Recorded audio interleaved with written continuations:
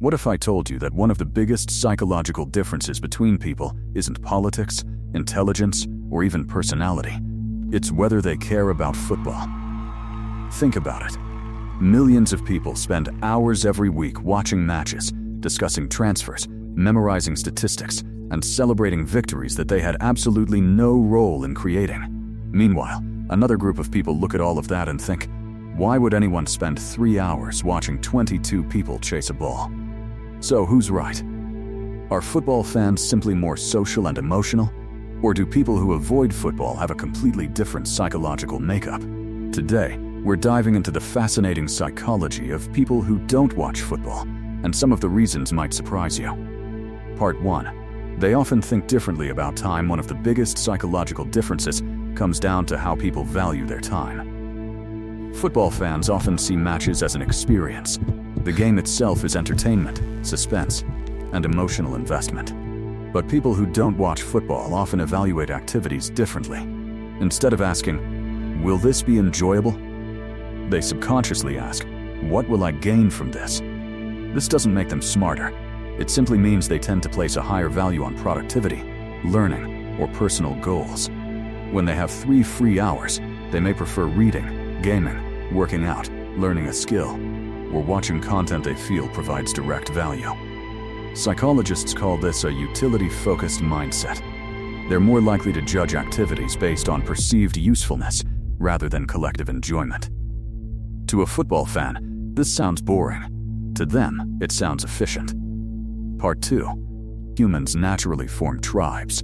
We support sports teams, countries, brands, and even smartphone companies. Football is one of the strongest tribal systems ever created. When someone says, "We won," even though they never stepped onto the field, they're experiencing something psychologists call social identity.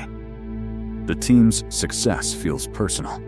But people who don't watch football are often less attracted to group-based identities. They may prefer defining themselves through individual achievements, hobbies, careers, or personal interests, rather than saying, "I'm a Manchester United fan." They might identify as, "I'm a musician, I'm a programmer, I'm a traveler." Their sense of self comes more from what they do than from what groups they belong to. Again, not better or worse, just different. Part 3. They are less susceptible to emotional contagion. Have you ever noticed how emotions spread through a crowd? One person cheers, then hundreds cheer, then thousands. Suddenly everyone is feeling the same thing. Psychologists call this emotional contagion.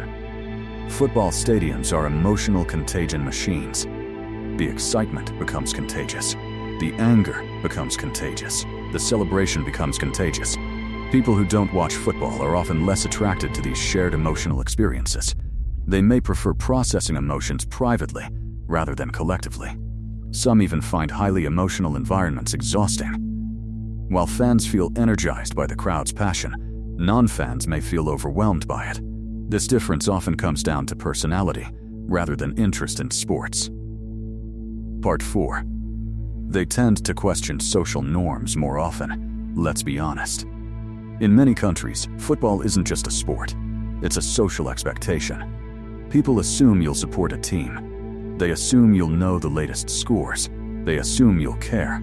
But people who don't watch football have already rejected that expectation. Consciously or unconsciously, they've chosen not to participate in something most people around them enjoy. Psychologically, this suggests a greater willingness to think independently. They are often more comfortable saying, "Everyone else likes this, but it's not for me." Research has shown that some people are naturally less influenced by social pressure than others. They're more willing to form opinions based on personal preference rather than popularity. Part 5. The big misunderstanding here is where both sides get it wrong. Football fans sometimes assume non-fans are boring. Non-fans sometimes assume football fans are wasting time. But psychology suggests neither view is accurate. Football isn't really about football. It's about belonging, identity, community, emotion, tradition, shared experiences.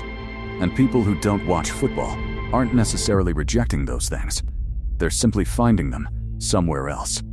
Maybe through gaming, maybe through books, Maybe through fitness, maybe through science, maybe through creative hobbies. The psychological need is often the same. The outlet is different. At the end of the day, both groups are searching for meaning, enjoyment, and connection. They're just taking different routes to get there. So if you've never understood football, you might not be weird after all. You may simply have a different psychological profile, a different way of finding excitement, a different way of building identity, and a different way of spending your attention. But now I'm curious. Do you watch football? Or are you one of the people who never understood the hype?